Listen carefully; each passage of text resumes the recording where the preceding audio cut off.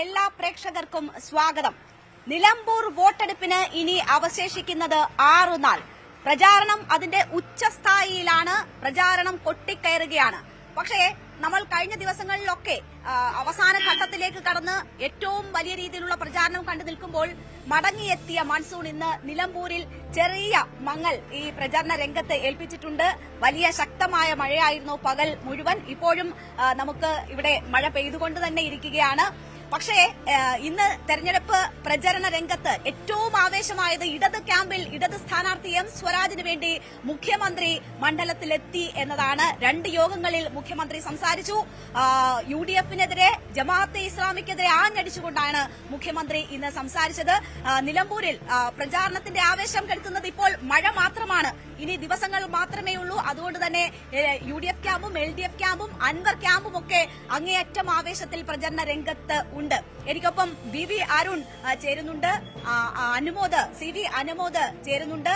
ഞങ്ങൾ ഇവിടെ നിലമ്പൂരിൽ ഇന്ന് ഉണ്ടായിരുന്നു. ഞങ്ങൾ അരുണും അനുമോദും ദിവസങ്ങളായി ഇവിടെ പ്രചരണ രംഗം ഒരു വിട്ടുവീഴ്ചയുമില്ലാതെ കവർ ചെയ്തുകൊണ്ടിരിക്കുന്നു. ഞാനും ഇന്ന് ഇവർക്കൊപ്പം ചേർന്നു. മുഖ്യമന്ത്രിയുടെ വരവ് തന്നെയായിരുന്നു ഇന്ന് നിലമ്പൂരിലെ ഏറ്റവും പ്രധാനപ്പെട്ട വിഷയം, അല്ലേ അരുൺ? മുഖ്യമന്ത്രി എത്തി. ഇനി 3 ദിവസം മുഖ്യമന്ത്രി ഇവിടെ ക്യാമ്പ് ചെയ്ത് മുന്നിട്ട് നിന്നുള്ള പ്രചരണം. പിണറായിസത്തിനെതിരെയുള്ള അൻവറിന്റെ യുദ്ധത്തിൽ മുഖ്യമന്ത്രി കളത്തിലിറങ്ങുമ്പോൾ അതിന്റെ ഒരു പ്രത്യേകത എന്താണ്? തീർച്ചയായിട്ടും മുഖ്യമന്ത്രി പിണറായി വിജയന്റെ വരവ് തന്നെയാണ് ഇന്നത്തെ ഈ നിലമ്പൂർ പ്രചരണത്തിലെ ഏറ്റവും പ്രധാനപ്പെട്ട തെരഞ്ഞെടുപ്പ് വിശേഷം. രേണുക സൂചിപ്പിച്ച പോലെ ഇടത് ക്യാമ്പിനെ അത്രയധികം ആവേശത്തിലാക്കിയാണ് മുഖ്യമന്ത്രി വന്നത്. അദ്ദേഹത്തിന്റെ ആദ്യ പരിപാടി മഴയത്തായിരുന്നു. പക്ഷേ മഴയിലും ചോരാത്ത ആവേശം, വലിയ പ്രവർത്തക പങ്കാളിത്തം അവിടെ ഉണ്ടായിരുന്നു. ഏറ്റവും പ്രധാന മുഖ്യമന്ത്രി മുന്നോട്ട് വെച്ച അജണ്ട തന്നെയാണ് വികസനം പറയുമ്പോഴും ജമാഅത്തെ ഇസ്ലാമിക്കും കോൺഗ്രസിനും അതുപോലെ തന്നെ ലീഗിനുമെതിരെ അതിശക്ത വിമർശനമാണ് മുഖ്യമന്ത്രി മുന്നോട്ട് വച്ചത്. വരും ദിവസങ്ങളിലും അത് തന്നെയാകും അദ്ദേഹത്തിന്റെ പ്രചരണ വേദിയുടെ പ്രധാന ആയുധം. നമുക്കറിയാം, ഏറ്റവും ഉച്ചസ്ഥായിലേക്ക് നിലമ്പൂർ തെരഞ്ഞെടുപ്പ് പ്രചരണം എത്തിയത് ഈ വർഗീയ സംഘടനകളുടെ പിന്തുണ എന്ന വിഷയത്തിലാണ്.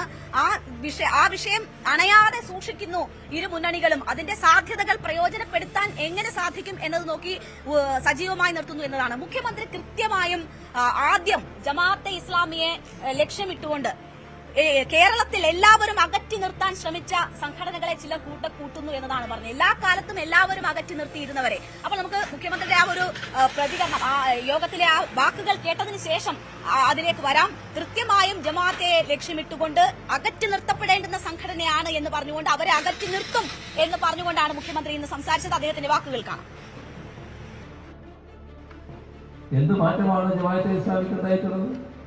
വന്ന മാറ്റം കഴിഞ്ഞ 9 വർഷമായി LDF കേരളത്തിൽ അധികാരത്തിൽ നീങ്ങുന്നു. ഇത് തങ്ങൾക്ക് വലിയ പ്രയാസം ഉണ്ടാക്കുന്നു എന്ന തിരിച്ചറിവ് UDF-നുണ്ടാകുന്നു. അതിന്റെ ഭാഗമായി UDF അതിൽ നേതൃത്വം കൊടുക്കുന്ന കോൺഗ്രസ്, അതിലെ കാര്യങ്ങൾ തീരുമാനിക്കുന്ന വിഭാഗം, അങ്ങനെ പറയാൻ പറ്റുമെന്നാണ് തോന്നുന്നത്. ആ വിഭാഗം ഇപ്പൊ തൽക്കാലം എല്ലാവരെയും കൂട്ടുകയാണ് വേണ്ടത്.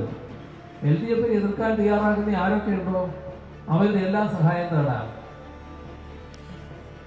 മുഖ്യമന്ത്രി സൂചിപ്പിക്കുന്നത് ജമാഅത്തെ ഇസ്ലാമിക്ക് ചില മാനങ്ങൾ കൊടുക്കാൻ ചിലർ ശ്രമിക്കുന്നു എന്ന് പറയുമ്പോൾ കൃത്യമായും VD സതീശനെ ലക്ഷ്യമിടുന്നു എന്നതാണ്. മുൻപ് എവിടെയാണ് മതരാഷ്ട്രവാദം ഇപ്പോൾ ജമാഅത്തെ ഉന്നയിക്കുന്നത് എന്നത് VD സതീശൻ ചോദിച്ചു. കൃത്യമായും VD സതീശനെ ലക്ഷ്യമിട്ടാണ് മുഖ്യമന്ത്രി ഇന്ന് സംസാരിച്ചത്. തീർച്ചയായും 2 കാര്യങ്ങളുണ്ട്. ഒന്ന്, VD സതീശൻ ലക്ഷ്യമിടുന്നു. അതായത് അദ്ദേഹം പറഞ്ഞ വാക്ക് UDF-ൽ കോൺഗ്രസിൽ കാര്യങ്ങൾ തീരുമാനിക്കുന്ന ഒരു വിഭാഗം, അങ്ങനെ പറയാൻ കഴിയൂ. അല്ലാതെ UDF മൊത്തത്തിലെന്നോ കോൺഗ്രസ് മൊത്തത്തിലോ അല്ല മുഖ്യമന്ത്രി വിമർശിച്ചത്. UDF-ൽ കാര്യങ്ങൾ തീരുമാനിക്കുന്ന, കോൺഗ്രസിൽ കാര്യങ്ങൾ തീരുമാനിക്കുന്ന ഒരു വിഭാഗം. അത് വളരെ കൃത്യമായി കോൺഗ്രസിലെ UDF-ലെ ഭിന്നത കൂടി മുതലെടുക്കുക ലക്ഷ്യത്തോടെയുള്ള മുഖ്യമന്ത്രി പ്രസ്താവനയാണ്. മറ്റൊന്ന്, ലീഗിനെ കടന്നാക്രമിക്കുന്നു. ലീഗ് എന്ന് പറയുമ്പോൾ വളരെ കൃത്യമായി മാധ്യമം പത്രം തുടങ്ങുമ്പോൾ എല്ലാ പൊതു സ്വീകാര്യത ഉണ്ടാകാൻ വേണ്ടി ജമാഅത്തെ ഇസ്ലാം എല്ലാവരെയും ക്ഷണിച്ചു. അതിന്റെ കൂട്ടത്തിൽ അന്നത്തെ പാണക്കാട് തങ്ങളെയും ക്ഷണിച്ചു. പക്ഷേ അദ്ദേഹം പോയില്ല. പോകാത്തതിന്റെ കാരണമാണ് മുഖ്യമന്ത്രി പറഞ്ഞത്.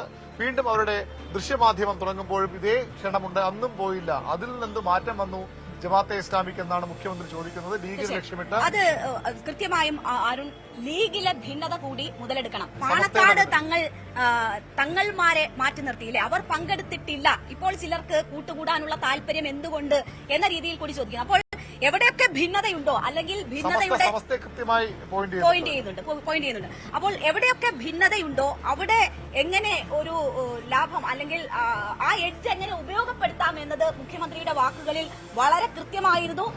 അങ്ങനെ 2 യോഗങ്ങളിൽ പങ്കെടുത്തുവെങ്കിലും രണ്ടിടത്തും ഏതാണ്ട് സമാനമായ രീതിയിൽ തന്നെ ഈ വിഷയങ്ങളിലൂന്നിയാണ് മുഖ്യമന്ത്രി സംസാരിച്ചിരിക്കുന്നത്. അപ്പോൾ ഈ ബന്ധം, ജമാഅത്തുമായുള്ള ബന്ധം, വർഗീയ സംഘടനകളുമായുള്ള ബന്ധം, 4 വോട്ടിന് വേണ്ടി വർഗീയ സംഘടനകളുമായി കൂട്ടുകൂടാൻ തയ്യാറായിരിക്കുന്നു. ഇടതുപക്ഷത്തെ എതിർക്കുന്ന ആരുമായും കൂട്ടുകൂടാൻ തയ്യാറെടുക്കുന്നു എന്നതാണ് പറഞ്ഞത്. അത് കൃത്യമായും കോൺഗ്രസിലെ തീരുമാനമെടുക്കുന്ന വിഭാഗത്തെയും ഒപ്പം ലീഗിനെയും ചൂണ്ടിക്കൊണ്ട് തന്നെയാണ് സംസാരിച്ചിരിക്കുന്നത്. ആ വാക്കുകൾ കൂടി കേൾക്കാം.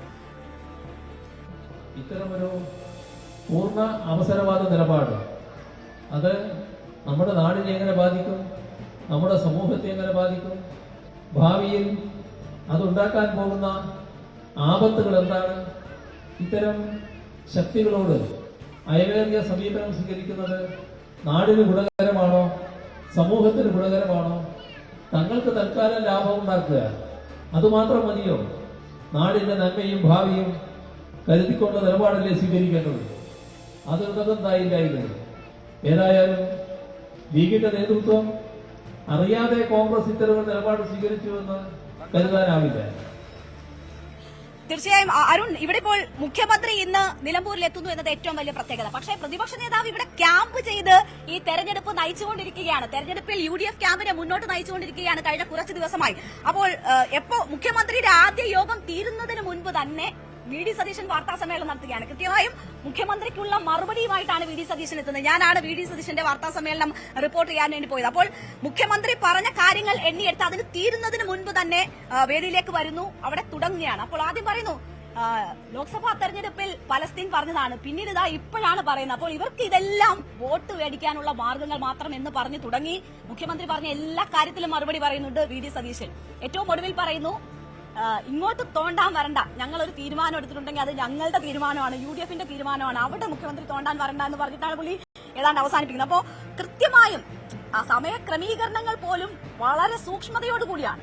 ഏറ്റവും പ്രധാനപ്പെട്ട കാരണം സ്വാഭാവികമായും ഇടതുമുന്നണിയുടെ ഭരണമുള്ളപ്പോൾ നടക്കുന്ന ഒരു തെരഞ്ഞെടുപ്പ്, അവരുടെ സിറ്റിംഗ് സീറ്റ് അത് ഭരണത്തിന്റെ വിലയിരുത്തലാകുമെന്ന ചോദ്യം. പക്ഷേ ശരിക്കും ഈ തെരഞ്ഞെടുപ്പ് ഏറ്റവും നിർണായകമാകാൻ പോകുന്നത് 2 പേർക്കാണ്. അതിലൊന്ന് PV അൻവറാണ്. കാരണം ഇവിടെ ജയിക്കുകയോ അല്ലെങ്കിൽ ജയിക്കാൻ അത്ര എളുപ്പമല്ല. കരുത്ത് കാട്ടില്ലെങ്കിൽ PV അൻവർ പൂർണ്ണമായും തീർച്ചയായിട്ടും ഔട്ടായി പോകും. മറ്റൊന്ന് VD സതീശനാണ്. കാരണം ഈ സ്ഥാനാർത്ഥം പോലും PV അൻവറിനെ മുന്നണിക്കൊപ്പം കൊണ്ടുപോകണമെന്ന വലിയ അഭിപ്രായം വലിയൊരു വിഭാഗം കോൺഗ്രസിലുണ്ട്, UDFിലുണ്ട്, ലീഗിലുണ്ട്. ലീഗ് വളരെ ശക്തമായതിനു വേണ്ടിയൊക്കെ ശ്രമിച്ചതാണ്. പക്ഷേ അതെല്ലാം മറികടന്നുകൊണ്ട് VD സതീശൻ എന്ന ഒറ്റ നേതാവിന്റെ വാശിയിൽ തന്നെയാണ് PV അൻവറിനെ കോൺഗ്രസ് തട്ടി പുറങ്കാലിനടിച്ചെന്ന് പറയാം. ആ രീതിയിൽ കളഞ്ഞപ്പോൾ ഈ തെരഞ്ഞെടുപ്പ് ജയിച്ചില്ലെങ്കിൽ ഇവിടെ ഇത്ര അനുകൂല സാഹചര്യം 9 വർഷം തുടർഭരണം തുടർച്ചയായി ഭരിക്കുന്ന ഒരു മുന്നണിക്കെതിരെ ഈ ഇലക്ഷൻ ജയിക്കാൻ കഴിഞ്ഞില്ലെങ്കിൽ VD സതീശന്റെ രാഷ്ട്രീയ ഭാവി കൂടി ചോദ്യം ചെയ്യപ്പെടുന്നത്. അതുകൊണ്ട് തന്നെ VD സതീശൻ തന്നെയാണ് ഏറ്റവും നിർണായകമായ ഒരു ഉപതെരഞ്ഞെടുപ്പ്. അതുകൊണ്ട് കൂടിയാണ് അദ്ദേഹം എല്ലാ കാര്യങ്ങളിലും ഓടി നടന്ന് ഇതിനെ നിയന്ത്രിക്കുന്നതും നേതൃത്വം കൊടുക്കുന്നതും ഒക്കെ. തീർച്ചയായും ഇവിടെ ഈ ജമാഅത്തെ ഇസ്ലാമിയെ ഊന്നി മുഖ്യമന്ത്രി പറയുമ്പോൾ VD സതീശൻ പറയുന്നത് പച്ചയ്ക്ക് വർഗീയത പറയുകയാണ് ഇടതുപക്ഷം നിലമ്പൂരിൽ എന്നതാണ് പറയുന്നത്. അവർ എല്ലായിടത്തും ഇത് തന്നെ ചെയ്തുകൊണ്ടിരുന്നു. ഇവിടെ നിലമ്പൂരിലും പച്ചയ്ക്ക് വർഗീയത പറയുന്നു എന്നതാണ് VD സതീശൻ പറയുന്നത്. UDF ഒറ്റക്കെട്ടാണ് എന്ന് പറയുന്നു. മുഖ്യമന്ത്രിയെ പോലെ വാക്ക് മാറ്റി മാറ്റി പറയുന്ന മറ്റൊരാളില്ല എന്നും VD സതീശൻ ആരോപിച്ചു. ആ വാക്കുകൾ കേട്ടതിന് ശേഷം തിരിച്ചെത്താം. അതിനുശേഷം നമുക്കൊപ്പം CV അനുമോദ് കൂടി ചെയ്യും. പച്ചയ്ക്ക് വർഗീയത പറയാണ് CPM. പച്ചയ്ക്ക് വർഗീയത CPM കേഡറുകളോട് സ്ക്വാഡുകളോട് പറഞ്ഞിരിക്കുന്നത് വീടുകളിൽ പോയി പച്ചയ്ക്ക് വർഗീയത പറഞ്ഞ് വോട്ട് പിടിക്കാനാണ്. ഓരോ വീട്ടിലും ചെല്ലുമ്പോൾ പണ്ട് കാലടി ഗോപിയുടെ കഥാപാത്രം പോലെ ഓരോ വീട്ടിലും ചെല്ലുമ്പോൾ ആ വീട്ടിലെ ഏത് മതമാണ് എന്ന് കണ്ടിട്ട് അതനുസരിച്ച് അഭിപ്രായം പറയുന്ന രീതിയിലേക്ക് CPM ഒരു കാലത്ത് കേരളത്തിൽ ഒരു രാഷ്ട്രീയ പാർട്ടിയെ അധപ്പതിക്കാത്ത തരത്തിൽ പച്ചയ്ക്ക് വർഗീയത പറയും. എല്ലാ വീട്ടിലും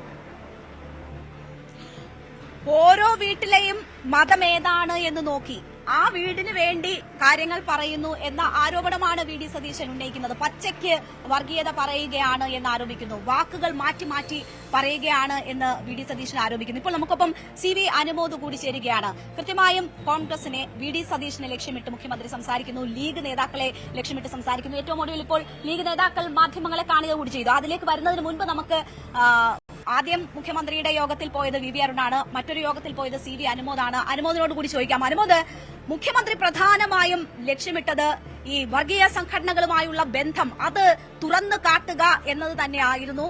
അതിന് VD സതീശൻ മറുപടി പറഞ്ഞു. അത് വർഗീയത പ്രചരിപ്പിക്കുന്നത്, പച്ചയായി വർഗീയത പറയുന്നത് CPM ആണ് എന്ന് പറഞ്ഞുകൊണ്ടാണ്. തങ്ങൾ പറയാൻ ഉദ്ദേശിക്കുന്നത് പാവപ്പെട്ട ജനങ്ങളുടെ ബുദ്ധിമുട്ടുകളാണ്. ഇന്ന് ഇടുക്കിയിൽ ഒരു സ്ത്രീ കാട്ടാന ആക്രമണത്തിൽ കൊല്ലപ്പെട്ടിരിക്കുകയാണ്. അപ്പോൾ അങ്ങനെ വന്യജീവി പ്രശ്നം, ജനങ്ങൾ നേരിടുന്ന പ്രശ്നം, വിലക്കയറ്റം, പിന്നീട് പെൻഷൻ കിട്ടാത്ത പ്രശ്നം, അങ്ങനെ ജനകീയ വിഷയങ്ങൾ ഉന്നയിക്കാൻ ഞങ്ങൾ ശ്രമിക്കുമ്പോൾ അതിന്റെ അജണ്ട മാറ്റി അത് വർഗീയ അജണ്ടയാക്കി മാറ്റാൻ, അത് ചർച്ച ചെയ്യാൻ CPM ശ്രമിക്കുന്നു എന്നതാണ് VD സതീശൻ ആരോപിക്കുന്നത്. അനുമോദ്, രേണുക, അതിൽ ഏറ്റവും പ്രധാനപ്പെട്ട ഒരു കാര്യം, ഇന്നത്തെ മുഖ്യമന്ത്രിയുടെ കൺവെൻഷനിലെ പ്രസംഗത്തിൽ രണ്ടിടത്തും ഒരേ കാര്യങ്ങളാണ് പറഞ്ഞതെങ്കിൽ കൂടിയും VD സതീശനെ മുൻനിർത്തിയാണെങ്കിലും മുസ്ലിം ലീഗിലെ ഒരു ഭിന്നത അല്ലെങ്കിൽ മുസ്ലിം ലീഗിനെ അറ്റാക്ക് ചെയ്യുന്ന തരത്തിലായിരുന്നു മൂത്തയിടത്ത് നടത്തിയ അദ്ദേഹത്തിന്റെ പ്രസംഗത്തിലെ പ്രധാന ഭാഗം. അദ്ദേഹം നേരത്തെ പറഞ്ഞത് തന്നെയാണ് ആവർത്തിച്ചെങ്കിൽ പോലും മൂത്തയിടം UDFന്റെ ലീഗിന്റെ ഒരു കോട്ടയാണ്. അവിടെയാണ് പഴയ ആദ്യത്തെ പത്രം രൂപീകരിച്ചപ്പോൾ ഷിഹാബ് അലി തങ്ങൾ പോവാഞ്ഞതും, രണ്ടാമത് ചാനൽ വന്നപ്പോൾ രണ്ടാമത് ഉണ്ടായിരുന്ന തങ്ങളും, അതായത് ഈ ലീഗിന്റെ ഇന്നത്തെ തങ്ങന്മാരെ പോലെ ആയിരുന്നില്ല മുൻപുള്ള തങ്ങന്മാർ എന്ന തരത്തിൽ തന്നെ ലീഗിന്റെ ഇപ്പോഴത്തെ നേതൃത്വം അതിന്റെ നയങ്ങളിൽ നിന്ന് മാറി ചിന്തിക്കുന്നു. അതിന്റെ നയവ്യതിയാനം സംഭവിച്ചിട്ടുണ്ട്. നേരത്തെ ഉണ്ടായിരുന്ന നേതൃത്വവും ഇപ്പോഴത്തെ നേതൃത്വവും തമ്മിൽ വ്യത്യാസമുണ്ട് എന്ന തരത്തിൽ ഒരു കൃത്യമായ ഭിന്നത അല്ലെങ്കിൽ വ്യത്യാസം അവിടെ പറയുമ്പോൾ അത് ഉദ്ദേശിക്കുന്നത് ലീഗിലേക്ക് കൃത്യമായി വരുന്ന വോട്ടുകളിൽ ഒരു ഭിന്നത വരുത്തുക, ഒരു ഭിന്നിപ്പിച്ച് വരുത്തുക എന്നുള്ളത് തന്നെയാണ്. കൃത്യമായിട്ടുള്ള രാഷ്ട്രീയം തന്നെയാണ് വെൽഫെയറുമായിട്ടുള്ള ബന്ധത്തെ മുൻനിർത്തിക്കൊണ്ട് ലീഗിനെതിരെ മുഖ്യമന്ത്രി ഇന്ന് നടത്തിയിട്ടുള്ളത്. ഇത്തരത്തിൽ ഉള്ള ഈ ഒരു പ്രസംഗത്തിന്റെ ഭാഗമായിട്ട് നമ്മളിപ്പോൾ അല്പസമയം മുൻപ് ലീഗിന്റെ നേതാക്കൾ സാദിഖ് തങ്ങളും PK കുഞ്ഞാലിക്കുട്ടി മാധ്യമങ്ങൾ കണ്ടപ്പോൾ നമ്മൾ ഈ കാര്യം ചോദിച്ചപ്പോൾ പറഞ്ഞത് ലീഗിന്റെ നയത്തിൽ വ്യത്യാസം വന്നിട്ടില്ല. നയവ്യതിയാനം വന്നത് വെൽഫെയർ പാർട്ടിക്കാണ്. അവർ ആദ്യം LDFന്റെ കൂടെയായിരുന്നു, ഇപ്പോൾ നയം മാറ്റി UDFന്റെ കൂടെയായി. അത്രമാത്രമേ ഇതിലുള്ള മറ്റു തരത്തിലുള്ള ഒരു മറുപടിയും ലീഗ് തരുന്നില്ല എന്നുള്ളതാണ് പ്രധാനം. ബാക്കി കാര്യങ്ങളൊക്കെ ഈ പറയുന്നതെല്ലാം ഈ തെരഞ്ഞെടുപ്പിൽ മറ്റൊന്നും പറയാനില്ലാത്തതുകൊണ്ട് ഭരണത്തിന്റെ നേട്ടങ്ങളൊന്നുമില്ലാത്തതിനാൽ ഇത്തരം വിഷയങ്ങൾ പ്രചരിപ്പിക്കുന്നുണ്ട്. അത് ലീഗിന്റെ പ്രതികരണം വളരെ കരുതലോടെയാണ്.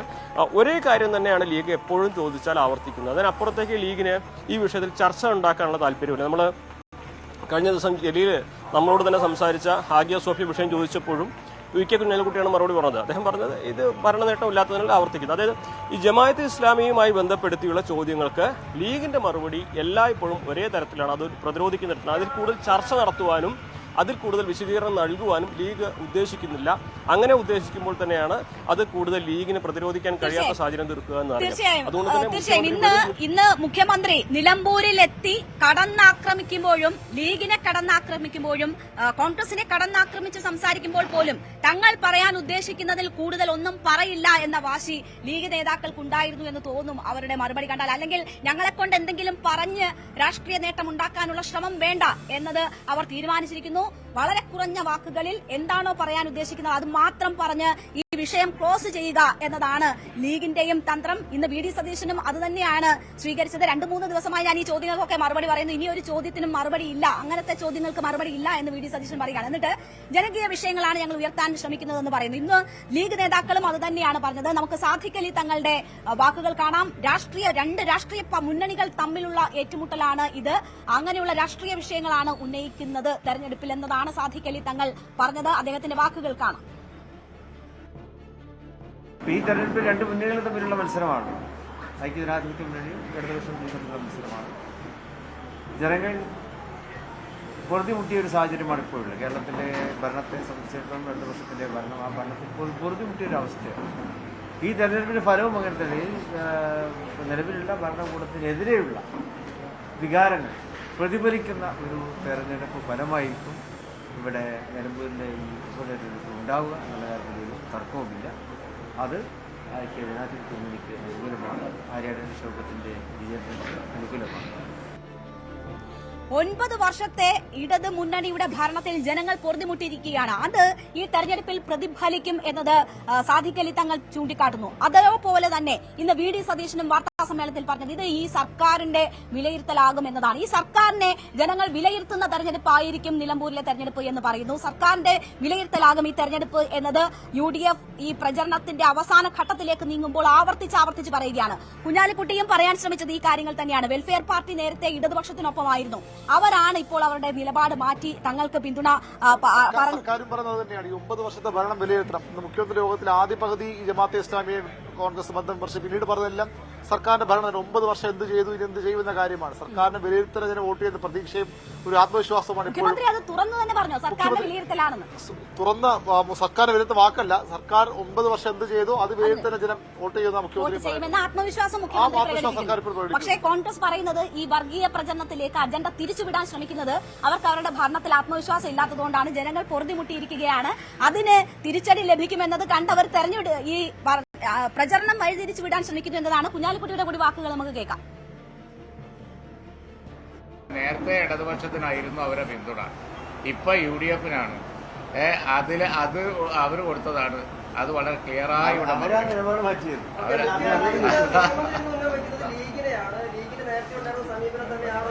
ഭരണപരാജയം മറച്ചു വെക്കാൻ വേണ്ടി അത്രേ ഉള്ളൂ.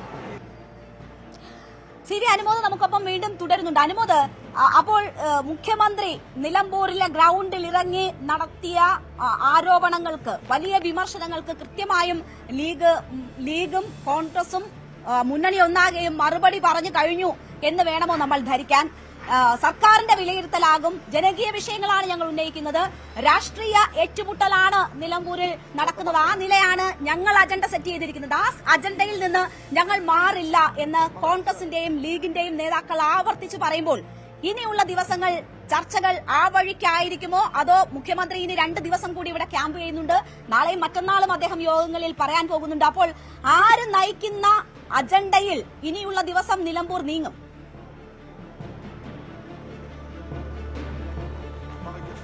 പ്രധാനമായിട്ടും ഇവിടെ ചർച്ചയായിരിക്കുന്നത് ഒന്ന്, വികസന രാഷ്ട്രീയം മുൻനിർത്തിയുള്ള LDF-ന്റെ പ്രചരണമാണ്. രണ്ടാമതായിട്ട് മലയോര മേഖലയിലെ പ്രശ്നങ്ങൾ. അതുപോലെ തന്നെ ഇവിടെ ഈ അടുത്തിടെ ഉണ്ടായ വഴിക്കടവിലുണ്ടായ അനന്തു എന്ന 15-കാരന്റെ മരണം വരെ ചർച്ചയായിട്ടുണ്ട്. പക്ഷേ ഇപ്പോൾ കഴിഞ്ഞ 2-3 ദിവസമായിട്ട് ഏറ്റവും കൂടുതൽ നിലമ്പൂരിലെ രാഷ്ട്രീയം ചർച്ച ചെയ്യുന്നത് വെൽഫെയറിന്റെ പിന്തുണയും അതേ തുടർന്ന് ഉണ്ടാകുന്ന മറ്റ് രാഷ്ട്രീയ നീക്കങ്ങളുമാണ്. ഇനിയുള്ള ദിവസങ്ങളിലും പ്രധാനമായിട്ടും വെൽഫെയർ പാർട്ടിയുടെ ഈ ഒരു ബന്ധം മുൻനിർത്തിയിട്ട് ഇടതുപക്ഷത്തിന്റെ ആക്രമണം തുടരും. അതോടൊപ്പം തന്നെ വികസന രാഷ്ട്രീയവും ഇടതുപക്ഷം മുന്നോട്ട് വയ്ക്കും. മറുവശത്ത് ഈ വെൽഫെയറിന്റെ രാഷ്ട്രീയത്തിന് ചോദ്യങ്ങൾക്ക് ഇനി മറുപടി പറയുന്നില്ല എന്ന തീരുമാനം UDF എടുക്കുകയും ഭരണപരാജയങ്ങളും അതുപോലെ തന്നെ മലയോര മേഖല നേരിടുന്ന പ്രശ്നങ്ങളും ഈ നേരത്തെ KC വേണുഗോപാൽ ഉന്നയിച്ച പെൻഷൻ അടക്കമുള്ള കാര്യങ്ങളും മലപ്പുറം പരാമർശം, ഒരുപക്ഷെ മലപ്പുറം പരാമർശത്തെക്കുറിച്ച് ഇന്ന് വലിയ തോതിൽ ചർച്ചയായിട്ടില്ല എങ്കിൽ പോലും വരും ദിവസങ്ങളിൽ അതിന് സാധ്യത തള്ളിക്കളയാനാകില്ല UDF-ന്റെ ഭാഗത്ത് നിന്ന്. അപ്പോൾ ഈ വിഷയങ്ങളിൽ ഊന്നി തന്നെയായിരിക്കും ഇനിയുള്ള ദിവസത്തെ ഈ വിരലെണ്ണാവുന്ന ദിവസം മാത്രമേ ഉള്ളൂ പ്രചരണം. അതോടൊപ്പം തന്നെ UDF-ന്റെ ഏറ്റവും ശക്തമായ ഒരു പ്രചരണം നടക്കാൻ പോകുന്നത് ഞായറാഴ്ചയാണ്. പ്രിയങ്ക ഗാന്ധി എത്തുമ്പോൾ PB അൻവറും അന്നേ ദിവസം യൂസഫ് പത്താനെ രംഗത്തിറക്കി പ്രചരണം നടത്തുന്നുണ്ട്. അപ്പോൾ മുഖ്യമന്ത്രി 2 ദിവസം കൂടി ക്യാമ്പ് ചെയ്യുന്നു. ഇവരുടെ മാസ് ക്യാമ്പയിനാണ് ഇനി വരാൻ പോകുന്നത്. മാസ് ക്യാമ്പയിനിൽ സ്വാഭാവികമായിട്ടും ഇടതുപക്ഷത്തിന്റെ ലൈൻ എന്താണെന്ന് മുഖ്യമന്ത്രി ഇന്ന് വ്യക്തമാക്കി കഴിഞ്ഞിട്ടുണ്ട്. അക്കാര്യത്തിൽ UDF-ന്റെ വെൽഫെയറുമായിട്ടുള്ള ബന്ധം തന്നെയായിരിക്കും ഇനിയുള്ള ദിവസങ്ങളിലും മണ്ഡലത്തിൽ കൂടുതൽ ചർച്ചയാവുക. ഒപ്പം വികസന രാഷ്ട്രീയവും LDF മുന്നോട്ട് വയ്ക്കും. മറുവശത്ത് വെൽഫെയറുമായി ബന്ധത്തെ പ്രതിരോധിച്ച് ഭരണപരാജയം മുൻനിർത്തിയുള്ള അല്ലെങ്കിൽ തടയാനുള്ള ശ്രമത്തിന്റെ ഭാഗമാണ് ഈ നീക്കമെന്നും അതോടൊപ്പം തന്നെ ഈ മേഖല നേരിടുന്ന മലയോര മേഖലയിലെ പ്രശ്നങ്ങൾ മുൻനിർത്തിക്കൊണ്ട് അല്ലെങ്കിൽ അത് വലിയ ചർച്ചയാക്കിക്കൊണ്ട് തന്നെയായിരിക്കും ഇവിടെ പ്രചരണം നടക്കുക. PB അൻവറിന്റെ ഭാഗത്തും പ്രചരണം, പക്ഷേ അൻവറിന്റെ പ്രചരണം വളരെ സൈലന്റ് ആണ്. അത് ചില മേഖലകൾ കേന്ദ്രീകരിച്ചാണ്. അൻവറിന്റെ ലക്ഷ്യം വളരെ കൃത്യമാണ്. അൻവറിനെ സംബന്ധിച്ച് ഇവിടെ അൻവറിന് ജയിക്കാൻ കഴിഞ്ഞില്ലെങ്കിലും UDF-നെ തോൽപ്പിക്കുക എന്നുള്ളതാണ് ഏറ്റവും പ്രധാനപ്പെട്ട ലക്ഷ്യമായിട്ട് അൻവർ കാണുന്നത്. അതുകൊണ്ട് തന്നെ UDF-ന് പരമാവധി വോട്ട് കുറയ്ക്കാൻ ഏതെല്ലാം മേഖലയിൽ പ്രചരണം നടത്തണമോ, ഏതെല്ലാം തരത്തിൽ നടത്തണമോ അതെല്ലാം അൻവർ നടത്തുന്നുണ്ട്. അപ്പോൾ ഇതിൽ നമ്മൾ ഈ 2 മുന്നണികളുടെയും ക്യാമ്പയിൻ വിഷയങ്ങൾ എന്ത് തന്നെ ആയാലും ഇവിടെ വിധി നിർണ്ണയിക്കുക അൻവർ നേടുന്ന വോട്ടുകളാണെന്ന് നമ്മൾ കൃത്യമായിട്ട് തന്നെ വിലയിരുത്താം. അപ്പോൾ അൻവർ ഏതെല്ലാം മേഖലയിൽ ഏത് തരത്തിലുള്ള പ്രചരണം നടത്തി എങ്ങനെ ഈ ഒരു ക്യാമ്പയിൻ സൈലന്റ് ആയിട്ട് മുന്നോട്ട് കൊണ്ടുപോകുന്നു എന്നുള്ളതാണ് പ്രധാന. അൻവറിന്റെ പ്രചരണം 15-ാം തീയതി, അതായത് ഞായറാഴ്ചയാണ് അൻവറിന്റെ പ്രചരണത്തിൽ യൂസഫ് പത്താനെയൊക്കെ ഉൾപ്പെടുത്തിയുള്ള ഒരു മാസമായിട്ടുള്ള ലെവലിലേക്ക് വരുന്നത്. സ്വാഭാവികമായിട്ടും ഈ തെരഞ്ഞെടുപ്പിലെ മറ്റ് വിഷയങ്ങളിലൊക്കെ ഈ വിധി നിർണ്ണയിക്കുക അൻവർ നടത്തുന്ന ഈ പ്രചരണവും അൻവർ നേടുന്ന വോട്ടുകളും തന്നെയായിരിക്കും. രേണുക, തീർച്ചയായും അൻവർ പിടിക്കുന്ന വോട്ട് എത്ര എന്നത് വളരെ നിർണായകമാകും ഈ ഘട്ടത്തിലും എന്നത് അനുമോദ് സൂചിപ്പിക്കുകയാണ്. കാരണം ഇഞ്ചോടിഞ്ച് പോരാട്ടമാണ് നിലമ്പൂരിൽ നടക്കുന്നത്. അവിടെ അൻവർ കൊണ്ടുപോകുന്ന വോട്ടുകൾ ഒരുപക്ഷെ വിധി നിർണ്ണയിക്കും. സ്വരാജ് വന്നതിലൂടെയാണ് ഇത്ര ശക്തമായ മത്സരം നിലമ്പൂരിൽ മാറുന്നത്. അപ്പോൾ പോലും നമ്മൾക്ക് ഈ നിലമ്പൂരിൽ നിൽക്കുമ്പോൾ ഓർമ്മ വരുന്നത് വടകരയിലെയും പാലക്കാട്ടെയും ഒക്കെ മത്സരമാണ്. ആ നിലയിലേക്ക് കൂടി നിലമ്പൂർ കൂടി മാറുന്നുണ്ട്. കാരണം ഈ കരുത്തുറ്റ അല്ലെങ്കിൽ ഇഞ്ചോടിഞ്ച് നിൽക്കുന്ന പ്രചരണത്തിനൊപ്പം തന്നെ കേസും നടപടികളും ഒക്കെ വരുന്നുണ്ട്. എം സ്വരാജിനെതിരെ നടക്കുന്ന വ്യക്തി അധിക്ഷേപം, വർഗീയപരമായിട്ടുള്ള നീക്കങ്ങൾ, അതിൽ LDF പരാതി നൽകിയിരിക്കുകയാണ്. അപ്പോൾ കോൺഗ്രസ് ഉന്നയിക്കുന്ന ആരോപണം എന്ന് പറഞ്ഞാൽ ഇത് വടകരയിൽ കണ്ടതുപോലെ കാഫിർ സ്ക്രീൻഷോട്ട് അതിന് സമാനമായിട്ടുള്ള കാര്യങ്ങളാണ് നിലമ്പൂരിൽ നടക്കുന്നതെന്നാണ്. വി അരുൺ നമുക്ക് ആ കാര്യങ്ങളുടെ വിശദാംശങ്ങൾ നൽകും. അരുണേ, നമ്മൾ വടകരയിൽ കണ്ടതാണ് എത്ര ശക്തമായ പോരാട്ടമാണ്, പ്രചരണമാണ് അവിടെ നടന്നത്. അതിന്റെ ഒടുവിൽ കാഫിർ സ്ക്രീൻഷോട്ടും കേസും വഴക്കും. പാലക്കാട് വന്നാൽ നീലപ്പെട്ടി വിവാദം, കേസ് അന്വേഷണം, ആ വഴിക്ക് തന്നെയാണോ നിലമ്പൂർ?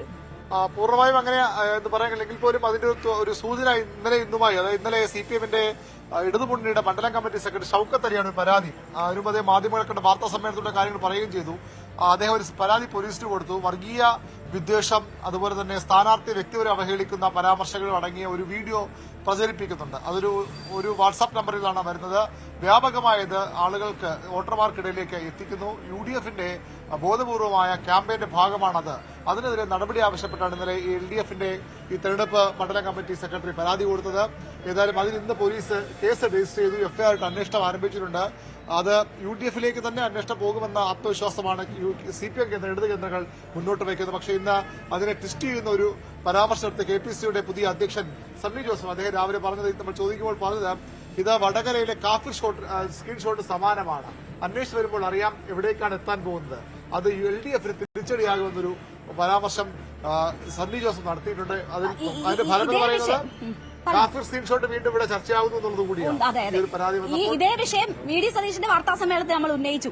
അപ്പോൾ VD സതീശൻ പറയുന്നു പച്ചയായ വർഗീയതയാണ് ഇവിടെ പറയുന്നത്, അതാണ് ഇതാണെന്നൊക്കെ പറഞ്ഞു. അപ്പൊ നമ്മൾ പറഞ്ഞു ഈ കേസ്, ഇങ്ങനെ ഒരു കേസ് കൊടുത്തത് ശ്രദ്ധയിൽപ്പെട്ടിട്ടുണ്ടോ, അപ്പൊ അതിനോടുള്ള പ്രതികരണം എന്താണെന്ന് പറഞ്ഞു. അവർ അന്വേഷിക്കട്ടെ, എന്താണ് കാര്യങ്ങളെന്നൊക്കെ അന്വേഷിക്കട്ടെ എന്ന് പറഞ്ഞു. അപ്പൊ ഞാൻ പറഞ്ഞു ഇത് പച്ചയായ വർഗീയതയാണ് പറയുന്നതെന്ന് പറയുമ്പോൾ നിങ്ങൾക്ക് നിയമ നടപടിയിലേക്ക് പോയിക്കൂടെ എന്ന് ചോദിക്കുമ്പോൾ പറയുന്നത് അത് ഇവരുടെ പോലീസല്ലേ അന്വേഷിക്കാൻ പോകുന്നത് എന്ന് പറയുന്നു. അതേ VD സതീശൻ തന്നെ പറയാണ് നീലപ്പെട്ടി അന്വേഷിച്ചിട്ട് എന്തായി,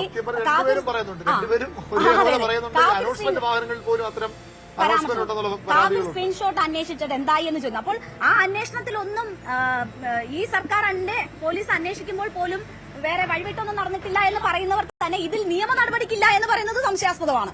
എന്തായാലും അങ്ങനെ നിയമ നടപടികളിലേക്ക് കൂടി കാര്യങ്ങൾ നടക്കുകയാണ്. അങ്ങനെയാണെങ്കിൽ ഏറ്റവും ഒടുവിൽ വടകരയിൽ കണ്ടതുപോലെ ഈ സ്ക്രീൻഷോട്ട് അല്ലെങ്കിൽ ഈ വീഡിയോയ്ക്ക് പിന്നിൽ ആര് എന്നത് സംബന്ധിച്ചുള്ള ചർച്ച ഇവിടെ വളരെ സജീവമാകും. ആ അന്വേഷണം സജീവമാകും. അത് ഏറ്റവും ഒടുവിൽ എല്ലാ നേതാക്കന്മാർക്കും അതിൽ മറുപടി പറയേണ്ടി വരും. അതെവിടെ ചെന്ന് നിൽക്കുകയും എന്നൊക്കെ നമ്മൾ കാത്തിരുന്ന് കാണേണ്ടുന്ന സ്ഥിതിയാണ്. എന്തായാലും അങ്ങനെ ഒരു നിയമ നടപടി കൂടി നിലമ്പൂരിൽ വരികയാണ്. ഇനിയുള്ള ദിവസങ്ങളെ കുറിച്ച് പറഞ്ഞാൽ ഇന്നിവിടെ നിലമ്പൂരിൽ ഓറഞ്ച് അലർട്ടായിരുന്നു. നല്ല മഴയുണ്ടായിരുന്നു. നാളെ ഓറഞ്ച് അലർട്ടാണ്. ഇന്ന് യെല്ലോ അലർട്ടാണ്. പക്ഷേ യെല്ലോ അലർട്ടിനേക്കാൾ കൂടുതൽ മഴ പെയ്തു എന്ന് തോന്നുന്ന തരത്തിലൊക്കെയാണ് നമുക്ക് മഴ അനുഭവപ്പെട്ടത്. നാളെ ഓറഞ്ച് അലർട്ടാണ്, മറ്റന്നാൾ റെഡ് അലർട്ടാണ്. പ്രിയങ്ക ഗാന്ധി വരുന്ന ദിവസം, മുഖ്യമന്ത്രിയുടെ ഈ മണ്ഡലത്തിന്റെ അവസാന ദിവസം റെഡ് അലർട്ടാണ്. അതിതീവ്ര മഴ ലഭിക്കും എന്ന മുന്നറിയിപ്പാണ് ഉള്ളത്. മാത്രവുമല്ല നമ്മളുടെ വിമാന അപകടം, മറ്റ് വിഷയങ്ങൾ, ഏതാണ്ട് ഇസ്രായേൽ നടത്തുന്ന സംഘർഷം, ഇസ്രായേൽ-ഇറാൻ സംഘർഷം വരെ ഇവിടെ വലിയ രീതിയിൽ ചർച്ചയാകുന്നുണ്ട്. ഇന്ന് പലസ്തീൻ വിഷയമൊക്കെ ഇവിടെ ഉന്നയിക്കുന്ന സാഹചര്യമൊക്കെ ഉണ്ടായി. എന്തായാലും നിലമ്പൂരിന്റെ ചൂട് കുറയുന്നില്ല. നിലമ്പൂർ ഇങ്ങനെ മഴയത്തും വലിയ ചൂടിൽ പ്രചാരണം മുന്നോട്ട് പോയിക്കൊണ്ടിരിക്കുകയാണ്. ഇന്ന് പ്രിയങ്ക ഗാന്ധി എത്തുമെന്ന് പ്രതീക്ഷിച്ചിരുന്ന ദിനമാണ്. പ്രിയങ്ക ഗാന്ധി എത്താത്തത് കൊണ്ട് തന്നെ UDF-ന്റെ നേരത്തെ നിശ്ചയിച്ച പരിപാടികളിലൊക്കെ വലിയ മാറ്റം വന്നു. പക്ഷേ അവർ ഈ വീടുകൾക്ക് കുടുംബയോഗങ്ങൾ സംസാരിക്കുന്നവർ പറഞ്ഞു പ്രിയങ്ക ഗാന്ധിയുടെ പരിപാടി കുറച്ച് നേരത്തെ ആയിപ്പോയി, അവസാന ദിവസങ്ങൾക്ക് വന്നെങ്കിൽ കുറച്ചുകൂടി നന്നായി നേതാക്കൾ പറഞ്ഞു. പക്ഷേ ഇതിപ്പോ ഏതാണ്ട് ഞായറാഴ്ച അത് സാധിച്ചു. അതെ അതെ. എന്തായാലും അത് വിമാന ദുരന്തത്തെ തുടർന്നാണ് പ്രിയങ്ക ഗാന്ധിയുടെ വരവ് മാറ്റിവെച്ചത്. ഇപ്പോൾ പ്രിയങ്ക എത്തുന്ന ദിവസം ഏതായാലും കാലാവസ്ഥ അനുകൂലമായാൽ അത് വലിയ രീതിയിൽ പ്രയോജനപ്പെടുത്താനുള്ള ശ്രമങ്ങൾ UDF-ന്റെ ക്യാമ്പിൽ നിന്നുണ്ടാകുന്നു. UDF-ന്റെ എല്ലാ നേതാക്കളും ഇവിടെ ക്യാമ്പ് ചെയ്ത് കുടുംബയോഗങ്ങളിലും മറ്റുമൊക്കെ പങ്കെടുത്ത് പ്രവർത്തകരെ ഊർജ്ജസ്വലമാക്കി നിർത്തുകയാണ്. നമ്മൾ ഈ നിൽക്കുന്ന ഹോട്ടലിൽ മുഖ്യമന്ത്രിയുണ്ട്, പലരും എത്തുന്നുണ്ട്, കൂടിക്കാഴ്ചകൾ നടത്തുന്നുണ്ട്. അവിടെയും വലിയ രീതിയിലുള്ള തെരഞ്ഞെടുപ്പ് ഒരുക്കങ്ങൾ ചർച്ചയായിക്കൊണ്ടിരിക്കുകയാണ്. കോൺഗ്രസ് നേതാക്കളുണ്ട് ഇവിടെ. അതെ, കോൺഗ്രസ് നേതാക്കളുമുണ്ട്. അപ്പോൾ ഈ തെരഞ്ഞെടുപ്പ് രംഗത്ത് നമ്മൾ ഇങ്ങനെ നിൽക്കുമ്പോൾ പല ഏറ്റുമുട്ടലുകൾ നമുക്ക് വാക്കുകളിലൂടെ കാണാൻ കഴിയുമെങ്കിൽ പോലും തന്നെ സൗഹൃദങ്ങളുടെയും കൂടി ഇടമാണ്. രാഷ്ട്രീയം പുറമേ പറയും, ഏറ്റുമുട്ടും, പക്ഷെ അവർക്കിടയിൽ വലിയ സൗഹൃദമുണ്ട്, ഇല്ലേ? അങ്ങനെ ഒരു സൗഹൃദ കാഴ്ച നമുക്ക് കാണാം. ആ ദൃശ്യങ്ങൾ കണ്ടതിന് ശേഷം തിരിച്ചെത്താം.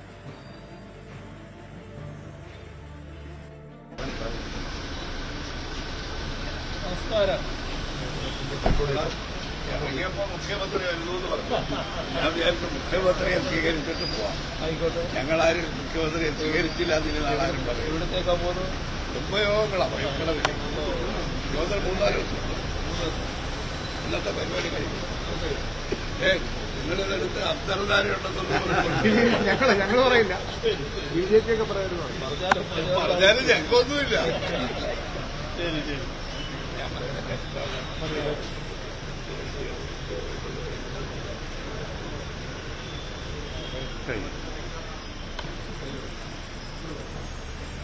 തെരഞ്ഞെടുപ്പ് രംഗത്ത് കണ്ട വളരെ ഹൃദ്യമായ ഒരു ദൃശ്യമായിരുന്നു. മുഖ്യമന്ത്രി ഹസനെ കണ്ടിട്ടുണ്ടോ എന്ന് പോലും നമ്മൾ കരുതിയില്ല. അതിനു മുമ്പ് ഹസൻ പറഞ്ഞു ഹസൻ നേരത്തെ പോകേണ്ടതാണ്. നേരത്തെ പോകാൻ മുഖ്യമന്ത്രി വരുന്നു, കണ്ടിട്ട് പോകാം, കാത്തു നിന്നു. മുഖ്യമന്ത്രി കാറിൽ വെച്ച് വരെ ഹസനെ കാണുന്നു, ഇറങ്ങി അദ്ദേഹത്തിന് അടുത്ത് പോകുന്നു, സംസാരിക്കുന്നു. ആ ഒരു ഈ തീവ്ര പോരാട്ടത്തിനിടയിലും അത്തരം നിമിഷങ്ങൾ കൂടി വളരെ തെരഞ്ഞെടുപ്പ് ചൂടും വാക്പോരും ഏറ്റുമുട്ടലും ഒക്കെ ഉണ്ട് എങ്കിൽ പോലും സൗഹൃദങ്ങൾ നഷ്ടപ്പെടുന്നില്ല. ഇതൊരു സന്ദേശം കൂടിയാണ്. ഈ നേതാക്കൾ നൽകുന്നത് ഒരു സന്ദേശം കൂടിയാണ്. തെരഞ്ഞെടുപ്പ് രംഗത്ത് മുന്നണികൾക്ക് വേണ്ടി, പാർട്ടികൾക്ക് വേണ്ടി നിൽക്കുന്ന പ്രവർത്തകർ ഇത് കാണണം. ഏറ്റുമുട്ടൽ വാക്കുകളിലൂടെയുണ്ട്, രാഷ്ട്രീയം പറഞ്ഞ് ഏറ്റുമുട്ടുന്നു. അതിനപ്പുറം സൗഹൃദമാണ്. തെരഞ്ഞെടുപ്പ് ഫലം എന്തായാലും അത് അക്സെപ്റ്റ് ചെയ്യും, അത് സൗഹൃദമായിരിക്കും. അതിനപ്പുറം മറ്റൊന്നുമില്ല. അപ്പോൾ നിലമ്പൂർ എന്തായാലും തെരഞ്ഞെടുപ്പ് പോരിന്റെ ഉച്ചസ്ഥായിയിലാണ്. നാളെയും മുഖ്യമന്ത്രി ഇവിടെ ക്യാമ്പ് ചെയ്യുന്നുണ്ട്, പ്രമുഖരെല്ലാം ക്യാമ്പ് ചെയ്യുന്നുണ്ട്. മഴ തടസ്സമായില്ലെങ്കിൽ, മഴ വിഘാതമായിട്ടില്ലെങ്കിൽ ഈ ചൂടിങ്ങനെ ഉയർന്നു തന്നെ പോകും. നമുക്ക് കാത്തിരിക്കാം. നാളെയും നിലമ്പൂർ അംഗത്തിൽ കാണാം.